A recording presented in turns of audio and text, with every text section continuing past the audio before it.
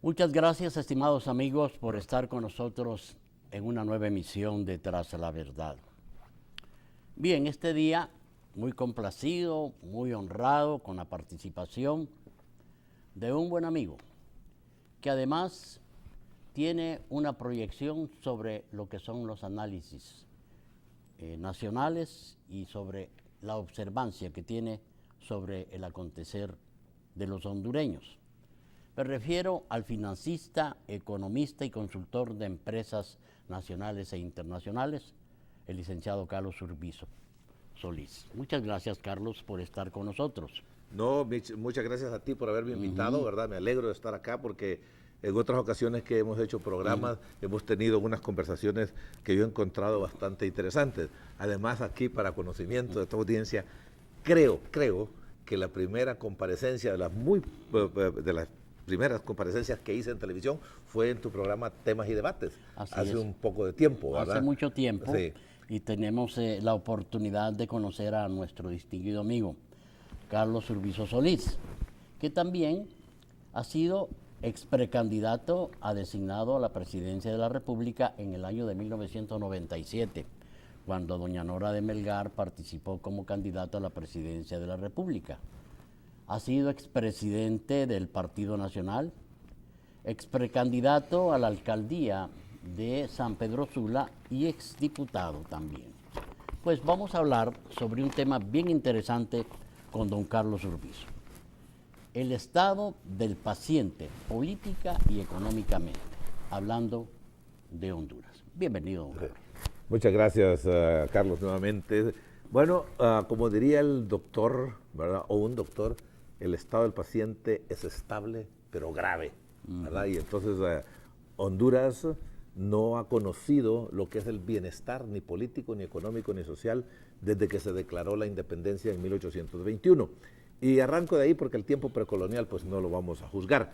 Y yo sostengo, ¿verdad? A raíz de todos los estudios que paso haciendo, que no soy un experto en nada, únicamente soy muy estudioso de estos temas, todos los años, en el mes de septiembre, yo aprovecho para hablar de nuestros fundadores de la patria, nuestros próceres, lo que ellos pensaban, y si llegaran ahorita nos dirían que solo nos ven vestidos distintos, ¿verdad? Pero que no hemos avanzado ni siquiera 1 milímetro, ¿verdad?, en el bienestar general de la nación. Y últimamente se me ocurrió hablar en términos de la partida de nacimiento de Centroamérica y contrastarla con la partida de nacimiento de los Estados Unidos. ¿Por qué? Porque los Estados Unidos es el líder del mundo y a saber por cuántos años más lo será, pero hoy por hoy lo es y siempre hemos visto nosotros hacia el norte y siempre andamos buscando un norte, ¿verdad? Entonces, si leemos nosotros la partida de nacimiento de Centroamérica, vamos a encontrar ahí la raíz del mal, creo yo. El primer párrafo, y aquí lo tengo y lo pueden buscar todos ustedes, dice que siendo la voluntad del pueblo de Guatemala, como se referían a Centroamérica. Estamos hablando tiempo, del acta de independencia. Del acta de independencia, correcto. Yo le llamo la partida de nacimiento, ¿verdad? Que siendo la voluntad del pueblo de Guatemala su independencia de España, dice, y sin perjuicio de lo que vaya a suceder, dice, que el jefe político la mande a publicar esa independencia. El jefe político era Gabino Gainza, que tenía 5 meses de haber llegado a Guatemala, dice, para prevenir las consecuencias que serían temibles en el caso de que la proclamase de hecho el mismo pueblo. Entonces los oligarcas de Guatemala dijeron, óigame, antes de que el pueblo aquí se revuelva y declare la independencia y nos quite el poder, como dicen el conde de Lampedusa, aquel libro, para que las cosas sigan igual, hay que cambiar. Entonces vamos a sustituir la corona por alguien que le vamos a llamar presidente. Y aquella oligarquía, aquel grupúsculo, ¿verdad?, pues tomó control de Guatemala y eventualmente de Centroamérica. Y hoy todavía estamos viviendo las consecuencias de ese tipo de nacimiento que tuvimos. Después, como dice el dicho también, matan al tigre y le tienen miedo al cuero.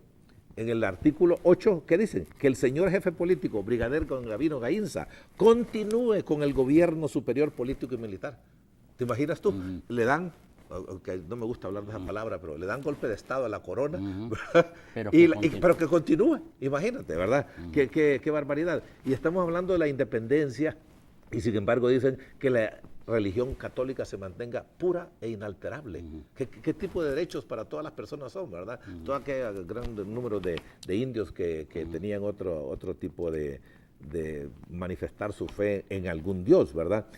Y después dice que se forme una junta consultiva, pero no para que el brigadier Gavino Gainza consulte, sino que la junta consultiva consulte, dice, con don Gavino Gainza, todo lo que quiera hacer política económica y militar de aquel tiempo. Así que yo creo que desde ahí comenzamos nosotros bastante mal. En contraste con los Estados Unidos, que comienza diciendo que el hombre ha sido dotado por su creador de ciertos derechos inalienables, vida, libertad y la búsqueda de la felicidad, y que tiene que tener gobiernos que se comprometan con esos tres principios, y que si los gobiernos no responden, que tienen derecho a que los abolan, que los eliminen, dice el Acta de Independencia de Estados Unidos, y procede a listar 27 cargos en contra del rey por todo lo que ha hecho mal o lo que ha dejado de hacer, ¿verdad? Así que yo creo que desde el punto de arranque el paciente está bastante mal. Sí, qué interesante, porque continuamos en una situación de inestabilidad,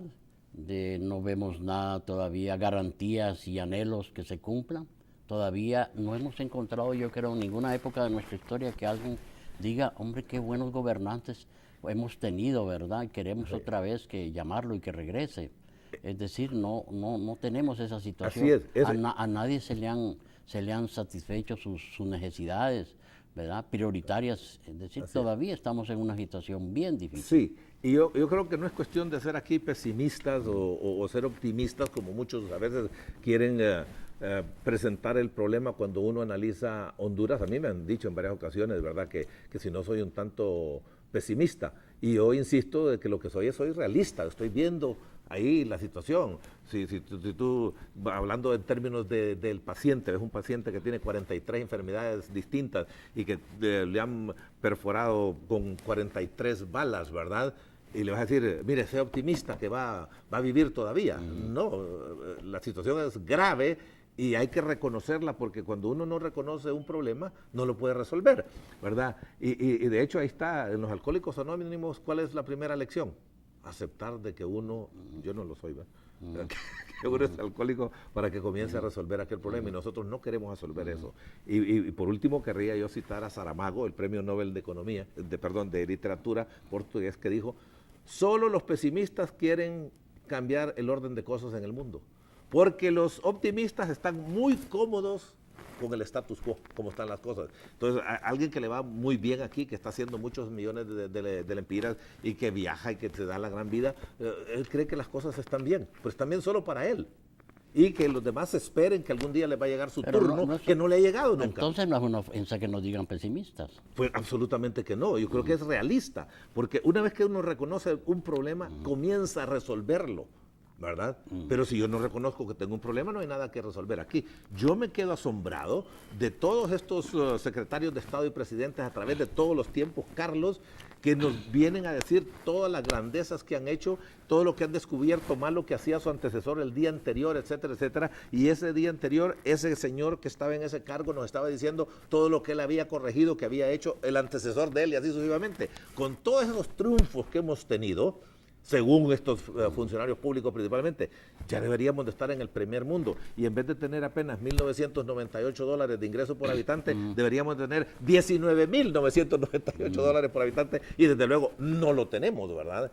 Y como tú dices, y yo encuentro sumamente triste, y cuando he andado en política lo he visto, hay personas que su papá, su abuelo, bisabuelo, tatarabuelo, todos vivieron en la pobreza y en piso de tierra. Y su hijo, su nieto, su bisnieto y tataranieto, porque como comienzan a tener en esos lugares hijos a los 13 y 14 años, pueden ver hasta tataranietos, cosa que tú y yo no lo vamos a lograr ver, lamentablemente, ¿verdad? Entonces, que nunca han conocido lo que es una buena vida, nunca han conocido lo que es comer 3 veces al día, comer relativamente bien, dormir en una buena cama, arroparse bien, distraerse sanamente, nunca lo han conocido, ¿verdad? Y eso tiene su origen en esa falta de liderazgo que ha existido en Honduras y en el tercer mundo, si tú lees la historia, porque aquí le dicen líder a una persona que dirige un grupo, ya sea porque lo compró, porque lo heredó, o porque sus amigotes se lo pusieron a la mano. Pero líder es una persona que tiene la capacidad, que tiene la creatividad, que tiene la voluntad y la sensibilidad de cambiar el status quo por algo mejor, porque también pueden cambiar el status quo por algo peor, ¿verdad? Ese tipo de persona que yo te estoy describiendo en este momento no ha existido nunca en Honduras. Digo, tal vez existió allá cuando comenzó la patria, pero no lo pudo llevar a cabo, ¿verdad? Pero no ha existido. Si nosotros vemos por qué una institución es grande por los líderes que tiene. Este canal, si es un gran canal porque hay un líder, alguien que dirige, que toma decisiones y que busca qué es lo mejor para este canal, para su audiencia, eso lo hace grande. Si vamos a un hospital, lo hace grande su director y cómo él contrata gente, los servicios que da y lo que utiliza para darlo, los instrumentos, ¿verdad? Que la alta tecnología en vez de estar con instrumentos rudimentarios. Si vamos a las escuelas, ¿por qué las escuelas son grandes? Porque los dirigentes son grandes. Todo lo que es grande en el mundo tiene alguien en la cabeza. Las familias tienen alguien en la cabeza. La Iglesia Católica tiene alguien en la cabeza. Los mormones tienen alguien en la cabeza. Y de repente van a tener alguien ahí en los Estados Unidos como presidente también dirigiendo aquello. Pero hay líder que lleva. Lee Kuan Yew en Singapur, ¿verdad? Tienen líderes, ¿verdad? El entrenador de un equipo por todos lados. Entonces, ¿dónde están esos líderes que han llevado a Honduras, a la nación hondureña más propiamente dicho? Porque Honduras es un pedazo de tierra X. Si no fueron líderes, a la nación hondureña. Si no fueron líderes, ¿qué fueron entonces, Carlos? Dirigentes de grupos para sus propios intereses. Porque si tuvieran esa cualidad de la que hablaba Aye, que yo repetí aquí ahorita, sensibilidad, ya habrían hecho mucho por toda la nación hondureña. Pero están tan ocupados con sí mismos que no hay espacio para pensar en los demás. Porque yo quiero demasiado para mí y para mis amigotes, ¿me explico? Entonces, ¿cómo voy? Para ti no hay campo. No es que yo quiera hacerte un daño, Carlos, ni a todos los demás. Simplemente es que el pastel ya se acabó porque nos lo comimos nosotros los grandotes y después le va a llegar el turno a otro grupúsculo, de tal forma que la nación hondureña termina siendo no una nación que la une en principios, que la une en normas de conducta que todos las podemos identificar y decir, bueno, el hondureño es de tal y tal y tal forma, pero para el bien, no para decir que es un haragán, que eso es bien debatible de todas maneras, sino que es una persona que es honrada, que es leal, que es trabajadora, que es buen padre de familia, que es bueno esto, lo otro. ¿Cómo describimos al hondureño, verdad? Entonces, esas cualidades no están ahí. Somos un archipiélago, somos un montón de grupos políticos y económicos y sociales que andamos buscando cómo nos aprovechamos del gobierno, porque es ahí donde está la cosa pública. Y entonces forman este gran número de asociaciones, ¿verdad?, de patronatos, con el propósito, y eso está estudiado, les recomiendo el libro de Hernando de Soto, El otro sendero, por ejemplo, y hay muchos otros en inglés también, en español, que todos están organizados para ver cómo acceden al gobierno. Y es una de las razones por las cuales no le dan a un grupo así rápidamente y fácilmente su personería jurídica, porque entonces ya se puede presentar al gobierno como un grupo de interés, ¿verdad? Y entonces cuando el gobierno está haciendo leyes, ¿a quién busca? Al tacuacín que cuida las gallinas. A esos busca para decir a ver si pueden consensuar, imagínate, una ley, cuando lo que debe buscar es a los que van a salir beneficiados o dañados por las acciones de esa ley, no a los dueños de aquella actividad. Vaya, por decir una cosa, vamos a pasar una ley con relación a los supermercados, ¿verdad? Porque es un reflejo también de esta organización que tenemos nosotros, que técnicamente se llama mercantilista o neomercantilista, para usar un término de hoy en día. Uno de los reflejos es que hay muchas leyes muy especiales para cada grupo. ¿Y a cuenta de qué? Si las leyes deben ser para todos nosotros, el ambiente debe ser de igualdad de oportunidad para todos nosotros, y vamos para allá. Entonces vamos a pasar una ley sobre supermercados. Bueno, hay que consensuarla. ¿Con quiénes? Con los dueños de supermercados. ¿Y por qué te ríes tanto? Sí, no, porque no consuenan con que va a comprar al supermercado. Imagínate, es ridículo, claro. No se puede, ¿verdad? No se puede legislar así específicamente y tomando en cuenta a los mismos que van a salir beneficiados o dañados directamente de esa legislación, ¿verdad? Y eso tiene que ver, un momentito, con el sistema político.